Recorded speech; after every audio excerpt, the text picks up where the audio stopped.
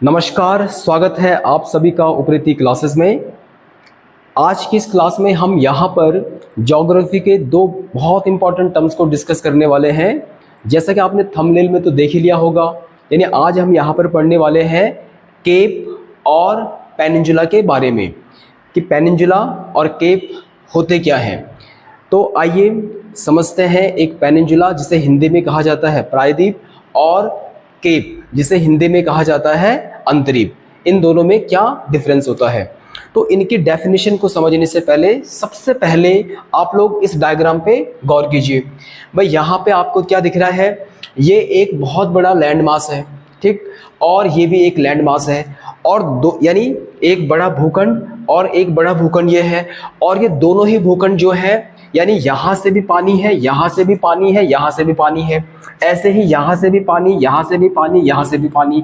तो हमने यहाँ पर क्या समझा कि ऐसा कोई सा भी लैंड मास, ऐसा कोई सा भी भूखंड जो तीन तरफ से वाटर से सराउंडेड हो या तीन साइड से क्या हो, पानी से घिरा हो, उसे कहा जाता है पेनिनजुला और उसे कहा जाता है केप।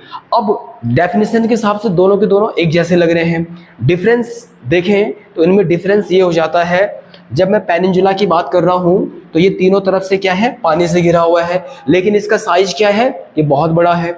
लेकिन वही जब हम केप की बात कर रहे हैं यानी अंतरीप की बात करते हैं, ये भी तीन साइड से पानी से घिरा हुआ है, लेकिन ये बहुत पतला होता है और इसका जो ये टिप होता है यानी इसका ये वाला जो पॉइंट होता है ये बड़ा ही नैरो, ये बड़ा संकरा होता है। तो ये इनमें बेसिकली डिफरेंस होता है। अब आइए अब हम देखते हैं कि संसार में कहाँ कहाँ पर और कौन कौन से पेनिनजुला हैं। तो सबसे पहले हम शुरुआत करेंगे इंडियन पेनिनजुला यानी भारतीय प्रायद्वीप से। जब हम भारतीय प्रायद्वीप की हम बात करते हैं तो आप ये देख सकते हैं, ये भारतीय प्रायद्वीप है जिसमें हमारा पूरा दक्षिण भारत बसा हुआ है। यानी इसके एक तरफ से बंगाल की खाड़ी है, नीचे से आपका इंडियन ओशन यानी हिंद महासागर है, और यहाँ से क्या है, अरेबियन सी है। इस तरह से जो भारतीय प्रायद्वीप है वो बंगाल की खाड़ी, इंडियन ओशन और अरेबियन सी से घिरा हुआ है। इसके बाद हम बात करते हैं अरब पेनिनजुला यानी अरब प्रायद्वीप। अरब प्रायद्वीप की खास बात यह है, ये संसार का सबसे बड़ा प्रायद्वीप है और इसके एक तरफ से रेड सी है, इसके नीचे से आपका अरेबियन सी आता है, और ऊपर से इसका गल्फ ऑफ पर्सिया यानी जिसको फारस की खाड़ी हिंदी में कहा जाता है। तो इस प्रायद्वीप में जैसे सऊदी अरब हो गया, आपका यमन हो गया, ओमान हो गया, कतर हो गया, यूएई हो गया, इराक इत्यादि देश इसी प्रायद्वीप में स्थित हैं। इसके बाद हम बात करते हैं यूरोप। अब वैसे तो यूरोप एक महाद्वीप है यानी कॉन्टिनेंट है, लेकिन ये एक ऐसा महाद्वीप है, एक ऐसा कॉन्टिनेंट है जिसे पेनिनजुलर ऑफ पेनिनजुला यानी प्रायद्वीपों का प्रायद्वीप कहा जाता है। इसका कारण ये है कि यूरोप के अधिकतर ऐसे देश हैं जहां पर हमें पेनिनजुला देखने को, हर देश एक पेनिनजुला के ऊपर बसा हुआ है। तो आइए देखते हैं यूरोप में ऐसे कौन कौन से देश हैं जो पेनिनजुला के ऊपर स्थित हैं। तो सबसे पहले इसमें आइए अब देखते हैं कि यूरोप में कौन कौन से फेमस प्रायद्वीप हैं। यानी सबसे पहले हम बात करेंगे स्कैंडिनेविया।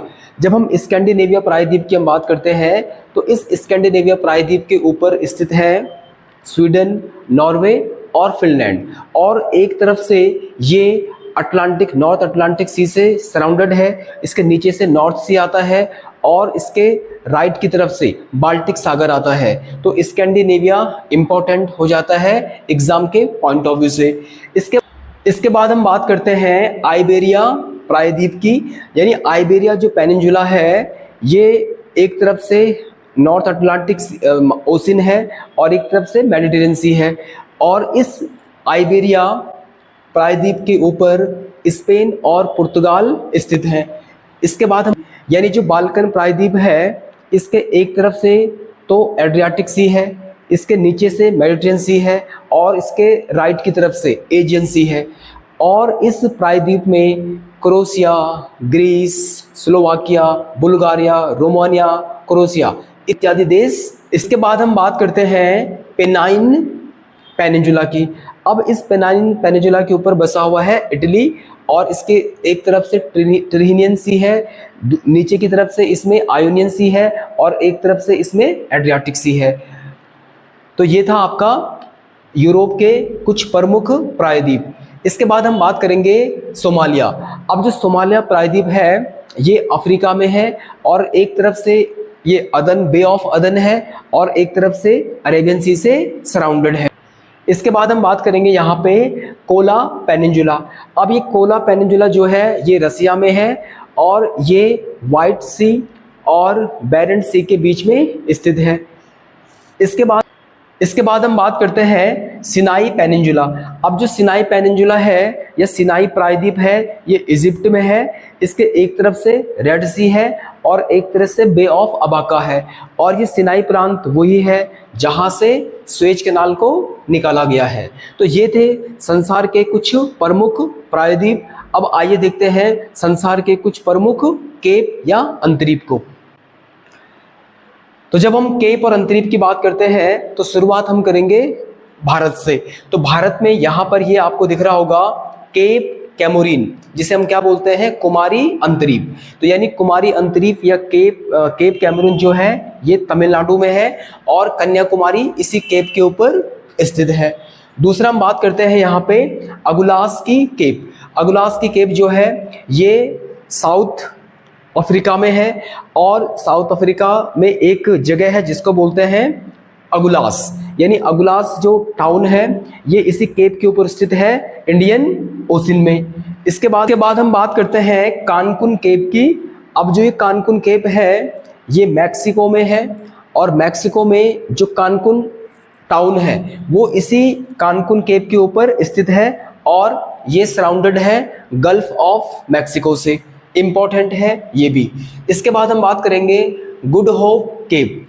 अब गुड होप केप भी साउथ अफ्रीका में है और साउथ अफ्रीका का एक टाउन है गुड होप, तो जो इसी केप के ऊपर स्थित है और उसी के नाम से, उसी टाउन के नाम से इसका नाम गुड होप केप रखा गया है और ये साउथ अटलांटिक ओशन से सराउंडेड है।